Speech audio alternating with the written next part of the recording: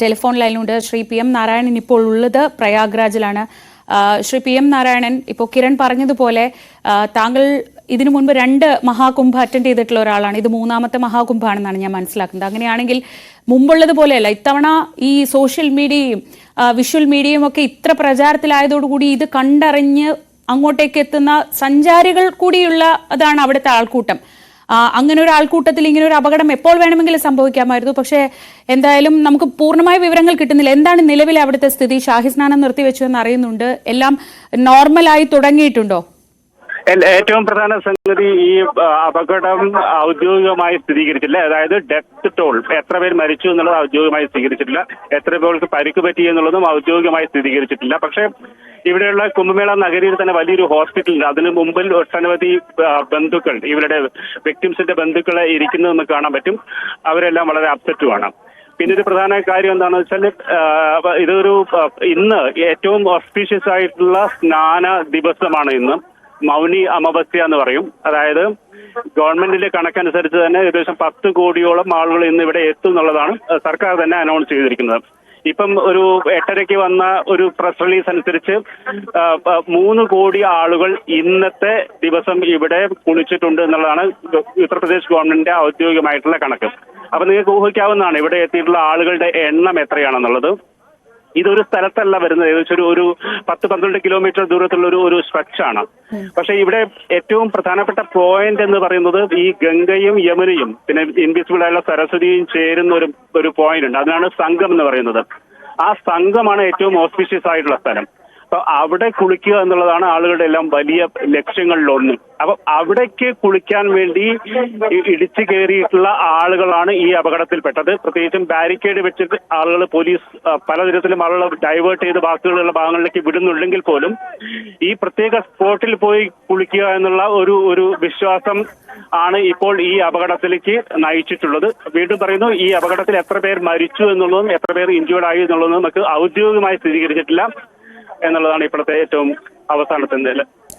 ശ്രീ നാരായണൻ, ഈ കാര്യങ്ങളൊക്കെ അവിടെ ഇപ്പോൾ നോർമൽ ആയിട്ടുണ്ടോ? ഇന്ന് ഈ അഖാഡകളിൽ നിന്ന് വരാനുണ്ടായിരുന്ന ആളുകളോട് ഇന്ന് വരേണ്ട, അല്ലെങ്കിൽ അവരായിട്ട് വരുന്നില്ല എന്ന് അറിയിച്ചിട്ടുണ്ട്. അവർ 3-ാം തീയതി ഉള്ള അടുത്ത ഷാഹി സ്നാനത്തിൽ പങ്കെടുത്തോളാം എന്ന് പറയുന്നുണ്ട്. നോർമൽ ആളുകൾക്ക്, സാധാരണ അവിടെ എത്തുന്ന ആളുകൾക്ക് സ്നാനം എടുത്തിട്ട് പോരാമെന്നും അറിയിച്ചതായി കണ്ടു.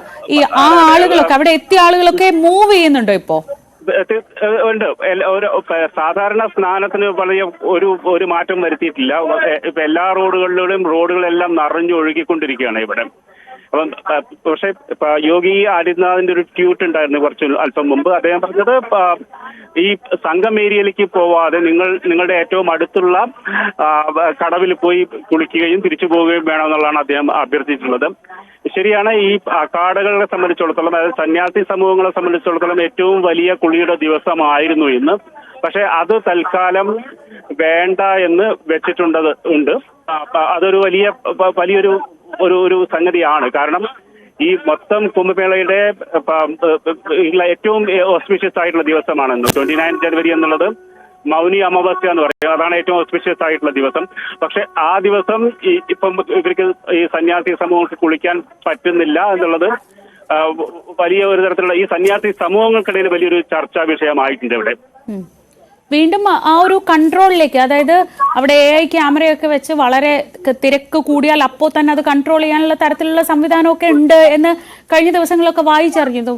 ഉണ്ട്, ഇവിടെ ഒരു മാസ്റ്റർ കൺട്രോൾ റൂം ഉണ്ട്. അതായത് നമുക്ക് ഈ അലഹാബാദിലേക്ക്, പ്രയാഗ്രാജിലേക്ക് വരുന്ന വാഹനങ്ങളെല്ലാം നിയന്ത്രിക്കുന്നുണ്ട്. 10-20 കിലോമീറ്റർ ദൂരെ അവരെ സ്റ്റോപ്പ് ചെയ്യുന്നുണ്ട്. വലിയ രീതിയിലുള്ള ക്രൗഡ് കൺട്രോൾ നടത്തുന്നുണ്ട്. പക്ഷെ നേരത്തെ സൂചിപ്പിച്ച പോലെ ഒരു 10-12 കോടി ആളുകൾ, ഇപ്പൊ നമ്മള് ഗവൺമെന്റിന്റെ ഒരു പ്രൊജക്ഷൻ ആണെങ്കിൽ കൂടി അതിന്റെ പകുതി പേര് വന്നാൽ പോലും അത് നിയന്ത്രണാതീതമാവുന്ന ഒരു നഗരമാണിത്. അത്ര വലിയൊരു സിറ്റി ഒന്നുമല്ല പ്രയാഗ് എന്ന് പറയുന്നത്. ഇത് അപ്പം ഇത്രയും കൂടുതൽ ആളുകളെ താങ്ങാൻ ഈ നഗരത്തിന് പറ്റുന്നില്ല.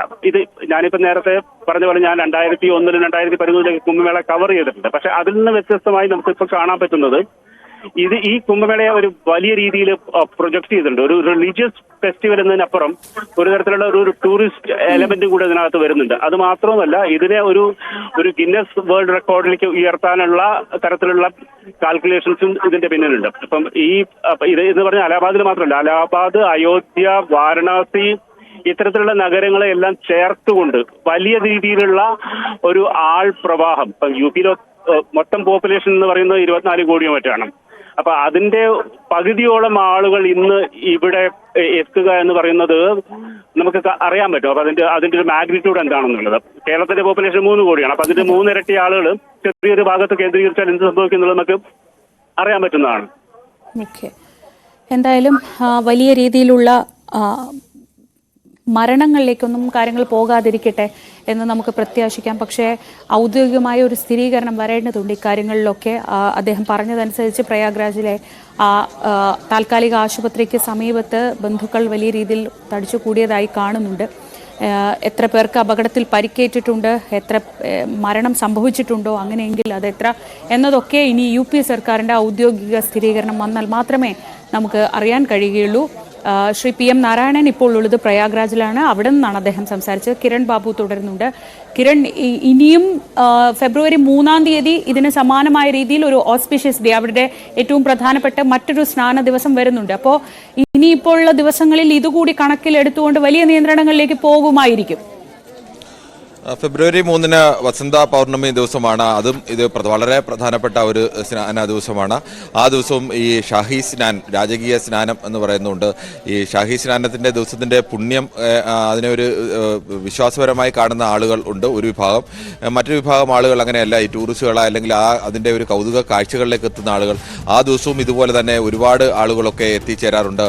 നേരത്തെ PM നാരായണൻ തന്നെ റിപ്പോർട്ട് ചെയ്ത പോലെ മുമ്പ് കഴിഞ്ഞ 2 തവണയും ഉണ്ടായിരുന്ന ആളുകളെക്കാൾ കൂടുതൽ ഈ ഒരു മഹാകുംഭമേള, പ്രയാഗിലെ മഹാകുംഭമേള ആ തരത്തിലേക്ക് പ്രൊമോട്ട് ചെയ്യാൻ വേണ്ടിയുള്ള ശ്രമം കേന്ദ്ര സർക്കാരിൻ്റെ ഭാഗത്തുനിന്നും UP സർക്കാരിൻ്റെ ഭാഗത്തുനിന്നുമൊക്കെ ഉണ്ടായിരുന്നു. അതിൻ്റെയൊക്കെ ഫലമായി കൂടുതൽ ആളുകൾ കഴിഞ്ഞ മുൻകാലങ്ങളിലൊക്കെ എത്തുന്നതിനേക്കാൾ കൂടുതൽ ആളുകൾ ഒരു സ്ഥലത്തേക്ക് എത്തിച്ചേരുകയാണ്. ആ സ്ഥലത്തിൻ്റെ സംവിധാനത്തിൽ മറ്റേതെങ്കിലും തരത്തിൽ മാറ്റം വരുത്താനൊന്നും തൽക്കാലം കഴിയുന്ന ഒരു സംവിധാനമല്ല. ഈ ആളുകൾ ഇപ്പോൾ മാത്രം വന്ന് മടങ്ങിപ്പോകുന്ന ആളുകളാണ്. അങ്ങനെയുള്ള ആളുകൾക്ക് അത്രയും ആളുകൾ ഒരു സ്ഥലത്ത് ഒരുമിച്ചെത്തുമ്പോൾ സ്വാഭാവികമായി ഉണ്ടാവാൻ സാധ്യതയുള്ള, അല്ലെങ്കിൽ ലോകത്ത് തന്നെ ഒരു കൃത്യമായ കണക്കുകളൊക്കെ ഇല്ലെങ്കിൽ ലോകത്ത് തന്നെ എന്തായാലും ഏറ്റവും കൂടുതൽ ആളുകൾ ഒരേ സമയം പങ്കെടുക്കുന്ന പ്രധാനപ്പെട്ട ആഘോഷങ്ങളിൽ ഒന്നാണ് പ്രയാഗിലെ മഹാകുംഭമേള എന്ന് ഉറപ്പിച്ച് തന്നെ പറയാൻ കഴിയും. അത്രത്തോളം ആളുകൾ ഒരു സ്ഥലത്ത് കൃത്യമായി എത്തുമ്പോൾ ആ ആളുകളുടെ ഇടയ്ക്ക് ഒരു തിക്കും തിരക്കും ഉണ്ടാവാനോ അല്ലെങ്കിൽ അപകടം ഉണ്ടാകാനുള്ള സാധ്യത ഏതു സമയത്തും എങ്ങനെയും എല്ലാം ഉണ്ട്. കർശനമായ നിയന്ത്രണങ്ങളിലൂടെ സംവിധാനങ്ങളിലൂടെയൊക്കെയാണ് ഒരു പരിധിവരെയൊക്കെ ഇത് നിയന്ത്രിക്കുന്നത്. പക്ഷേ അത് ഇന്നലത്തെ രാത്രിയിൽ ആ നിയന്ത്രണത്തിൽ എവിടെയോ ചില വീഴ്ചകൾ ഉണ്ടായി എന്ന് വേണം കരുതാൻ. അങ്ങനെ അവിടെ ഒരു തിക്കും തിരക്കും ഉണ്ടായിരിക്കുന്നു. എന്തായാലും അവിടുത്തെ ആളുകളൊക്കെ ഈ വരുന്ന ആളുകളെ സംബന്ധിച്ചിടത്തോളം ഇങ്ങനെ ഒരു വലിയ അപകടം ഉണ്ടായാലും സാധാരണഗതിയിൽ തന്നെ തീപിടുത്തങ്ങളും അല്ലെങ്കിൽ അപകടങ്ങളും ഒക്കെ നിരന്തരം ഈ വലിയൊരു ആൾക്കൂട്ടം എത്തുന്ന സ്ഥലം എന്ന നിലയ്ക്ക് ഉണ്ടാവാറുണ്ട്. അങ്ങനെ ഉണ്ടായാലും ഈ ഷോ മസ്റ്റ് ഗോ ഓൺ എന്ന് പറയുന്നത് പോലെ തന്നെ അവിടുത്തെ മറ്റു പരിപാടികളെല്ലാം തുടരുക തന്നെ ചെയ്യും. പക്ഷേ വളരെ മാതൃകാപരമായ ഒരു നിലപാടാണ് യഥാർത്ഥത്തിൽ ഈ അഖാഡകളുടെ ഭാഗത്ത് നിന്ന് ഉണ്ടായത്. 13 അഖാഡകൾ ചേരുന്ന സമിതിയാണ് ഈ ഷാഹി സ്നാനം നടത്തുന്നത്. അവരെടുത്തത് വളരെ മാതൃകാപരമായ നിലപാടാണ്. ഇങ്ങനെ ഒരു സ്റ്റാമ്പേഡ് ഉണ്ടായി. ഇനി വീണ്ടും ഷാഹി സ്നാനം കൂടി നടത്താൻ തീരുമാനിച്ചു കഴിഞ്ഞാൽ കൂടുതൽ ആളുകൾ ഈ സംഗമ സ്ഥലത്തേക്ക് എത്തിച്ചുകൊണ്ടേയിരിക്കും. ഈ ഷാഹി സ്നാനം നടക്കുന്നത് സംഗമ സ്ഥലത്താണ്.